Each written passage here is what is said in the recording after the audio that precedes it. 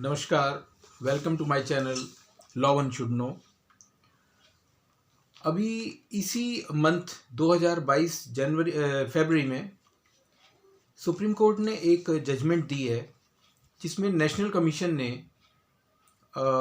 ये कहा था कि जो बिल्डर्स बायर्स को ड्रीम्स दिखाते हैं कि हम अपने फ्लैट्स में उनको ये तरह तरह की सुविधाएं देंगे और फिर वो उनको वो सुविधाएं नहीं देते हैं और एक तरह से वो उनके साथ धोखा करते हैं, तो सुप्रीम कोर्ट ने कहा है कि ऐसे बायर्स को सबक सिखाना ज़रूरी है और ऐसे लोगों को, ऐसे बिल्डर्स को उस प्रॉपर्टी की जो उन्होंने इन्वेस्टमेंट, जो पैसा लिया है, वो वापस विद इंटरेस्ट करना होगा।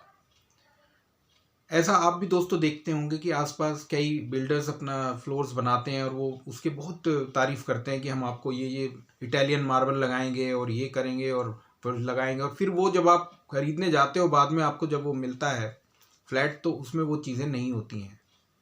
तो सुप्रीम कोर्ट ने कहा है ये एक धोखा है जो builders flat owners, flat buyers के साथ करते हैं, जो कि ठीक नहीं है।